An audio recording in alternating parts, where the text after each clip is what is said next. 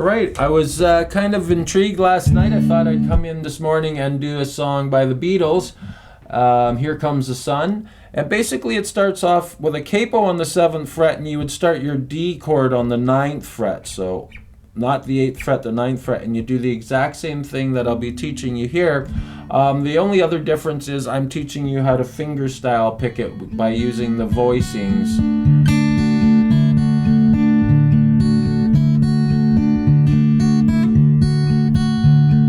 So there's different things we can do with the song. I'm not going to play it all the way through because then I get hit with a copyright, but I am going to teach you how to get through all the changes, and you can make the song sound, see if you can make the song sound like the song using my method. All right, I hope everybody enjoys it, and here we go. The picking of this song and how we can get through it without taking too long and having a lot of stress while we're trying to learn how to pick. Maybe you already know how to pick, but I always talk a little bit about strategy. So basically we want to first start with the heel of our palm on the bridge. Again, some people like to pick like this with their pinky, and then they use their fingers like that. I found that hard for me, but some people, they just naturally do that and they can pick. One thing that's really important is your thumb's always in front and your fingers are always behind your thumb, and you never have like a really stressed out hand. It's got to be kind of like relaxed, really relaxed hand. Yeah, so when we're doing this, we can think about our thumb for string 4, finger 1's for string 3, finger 2 is for 2, and finger 3 is for 1. The other thing I wanted to mention is this will probably be a 2-part video. So this is video 1. I'll be showing you the intro and then the chorus. So the intro and the chorus are the same, but it starts off as the chorus without singing and then goes into the verse. So I'll lay that all out too on a chart for you so you can see the charts that I have over here. I'll hold it up and you can take a screenshot of it as we go through the video. So watch the whole video. There's lots to talk about. So when we're starting here, and I don't talk about trying to sell myself. I talk about trying to teach you guys how to be able to get through things, because I like to have musicians in this world. We need lots of musicians in this world. So if you're creative and you like it, let's do it. Okay, so basically we're going to start to try to pick, and the first thing I can let you know is that you want to pick with your thumb on string 4 and try to pick string 3 with finger 2. And you could have this kind of thought going through your mind: 1 and 2 and 3 and 4. And if you get good at that, we can add the next note. So now we got 1 and 2 and back to that string 3 of finger 1, and then we'll try to cycle that lots. 1 and 2 and 3 and 4 and 1 and 2 and 3 and 4. Really, you should be able to do that with your foot tapping and going 1 and 2 and 3 and 4 and your foot can be up for your ands and down for your numbers. That's hard. 1, up, down, up, down, up, down. So I'm talking about what my foot's doing when I'm saying down, up, down, up. So you learn to get rhythms in your body and your soul. 1. And this is how we do it. Believe it or not, call me crazy, but what I work on all the time to develop rhythms. All right, so we got that. So now we got 1 and 2 and 3. Now we got to take finger 2 off and pick 4 and 1 together. So now if you can get that going, 1 and 2 and 3 and 4 and that starts to sound like the song a bit. So again, going through the whole thing, we would be 4, 3, 1, 3, pick 4 and 1 together with finger 2 coming off the bottom string, and then finger 2 going back to the bottom string and picking it with finger 3, then picking string 3, and then picking string 2. And the whole thing would sound like 1 and 2 and 3 and 4 and. So So you might want to try to do that a few times. We get this 1 and 2 and 3 and 4 and 1 and 2 and 3 and 4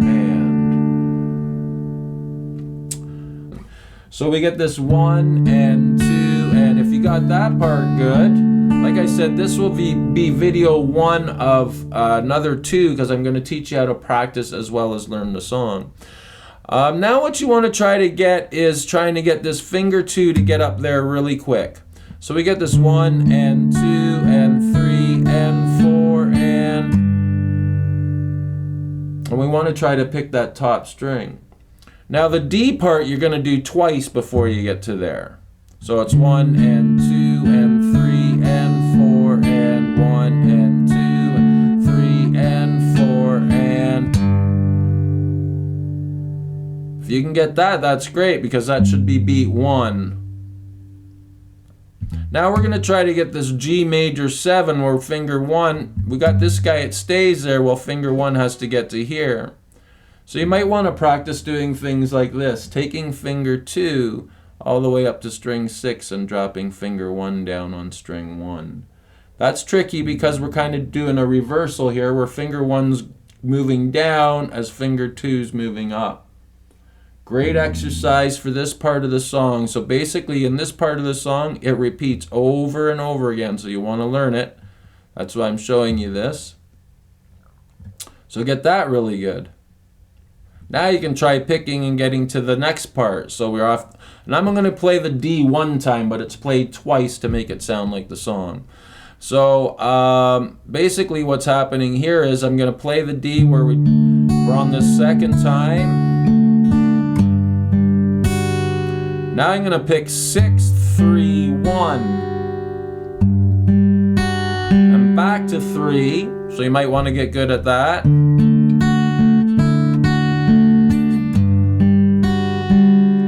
You get that. And now we're going to lift off the bottom string and pick the top with it. And come back down with finger 1 again. And then pick 3. And then pick string 2. So basically the picking over the G major 7 you might want to do independently, where you're picking 6, 3, 6, 3, 1, 3. And same counting idea would be 1 and 2 and notice how my fingers stay close to the string. So 1 and 2 and. Now we got to get this together, string 6 together and 1 together on the count of 3. So 1 and 2 and 3. 1 and 2 and 3 and we put finger 1 back down, pick string 3 and then 2. And the whole count would be 1 and 2 and 3 and 4 and. So from the D 1 time to the G major 7 would sound like 1 and 2 and 3 and 4 and 1 and 2 and 3 and 4 and. Now if I play the 2 chords together with that, it's going to sound like the song.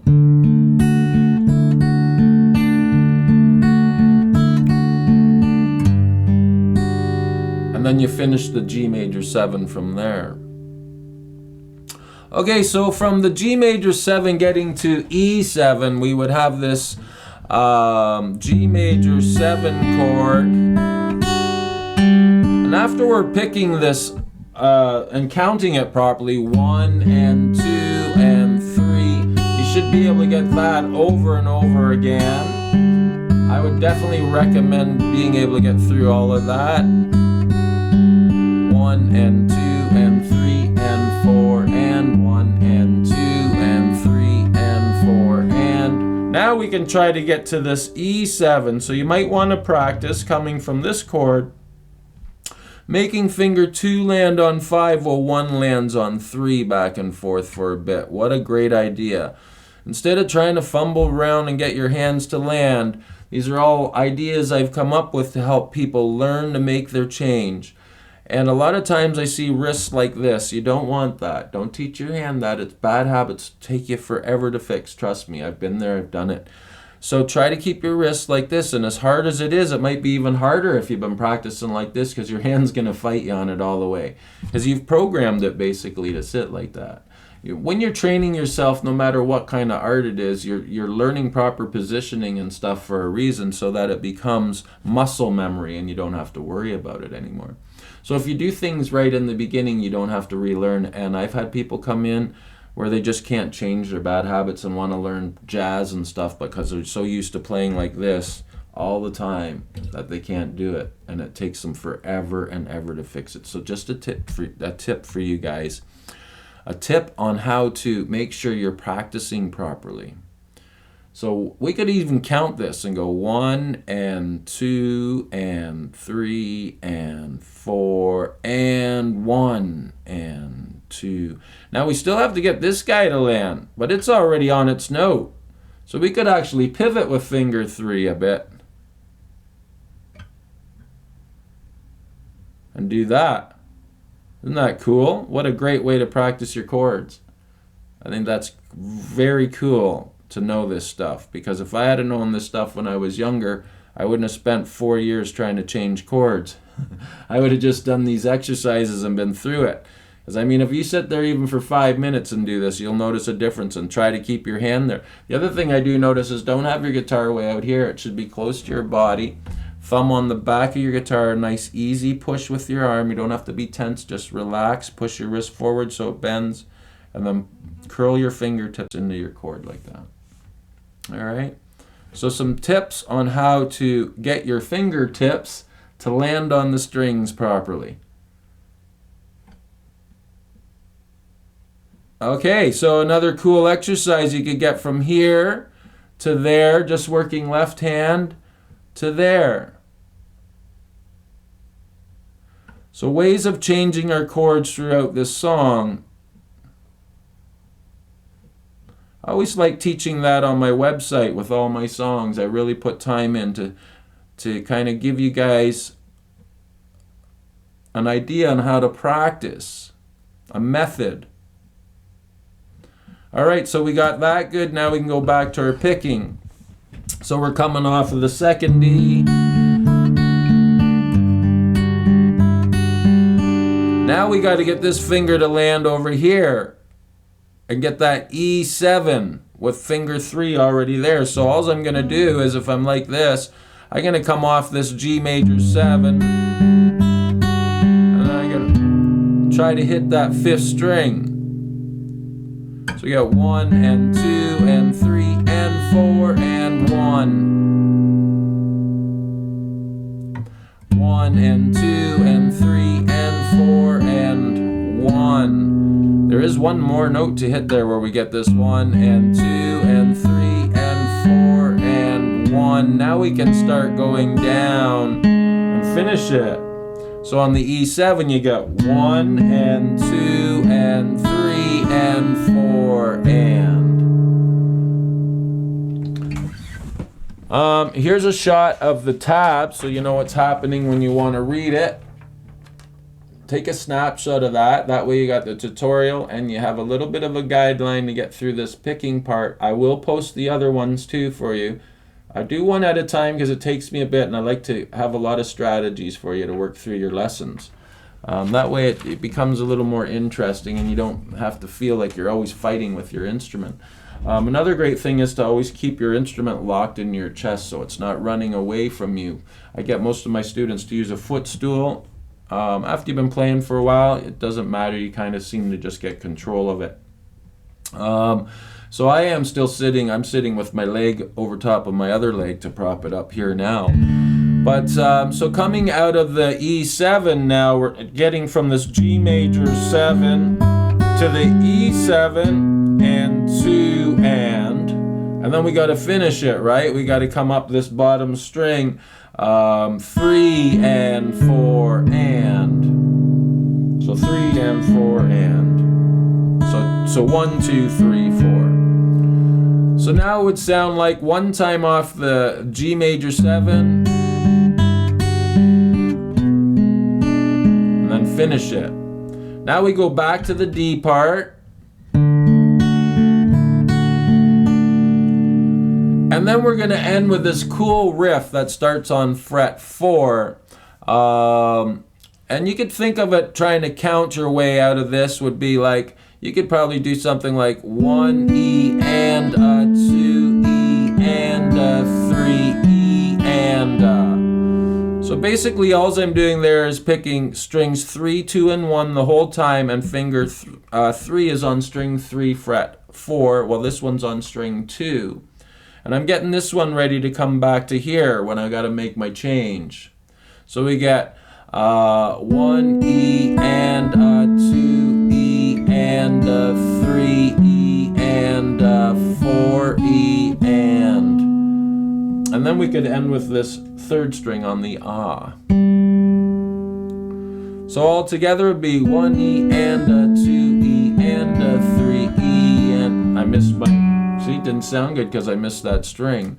So 1 E and a 2 E and a 3 E and a 4 E, and then we come back to the D chord. Now the D chord's picked the same way as the beginning, right? And then we end with those 2 notes on it. Now the ending of the whole intro and chorus would be off the A7. So we get this. So you get this. 1 E and 1 E and 2 E and of course it's the last count of the bar, so it'd probably be 3 E and 4 E and it's a timing of how you say it and play it. So you might want to practice it going 1 E and 2 E and 1 E and, or you could go 3 E and 4 E and 1 E and 3 E and 4 E and then we're back to the D part, and you would start over again. I'd like to play the whole thing together, but every time I do, it seems like there's a copyright on it, and this is like my work trying to teach you how to play a song. So I'm kind of just doing it in stages now. If you want to play through it yourself, you can. And I might do another video that's just a play along so that they can copyright that, but this is more a lesson on teaching it. And I'm going to do the other 2 lessons on the verse next. So just remember, all these parts I've broken down so you can piece them together by using this chart. And if you don't know how to read it, this is the first bar. It means to repeat it. That was the D that we went over. G major 7, and the whole time you're counting 1 and 2, 1 and 2 and 3 and 4 and repeat. And then 1 and 2 and 3 and 4 and this is the same, 1 and 2 and 3 and 4 and same here. So it all works out to the same counting. It's trying to be able to count steady and then make your changes. So that's why I'm giving you all these tricks to practice, so you don't get too frustrated and you're coming off the D chord and 1 and 2 and 3 and 4 and 1 and try to get that. And then try to finish the G major 7 bar. So good ideas to help you get through it. Leave me any comments. Let me know if these ways are helping you so I can do more videos teaching this kind of method.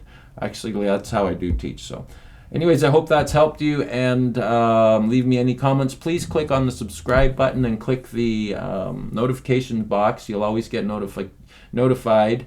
You will always get notified when I post a new lesson. All right, and thank you for all your support. Bye for now.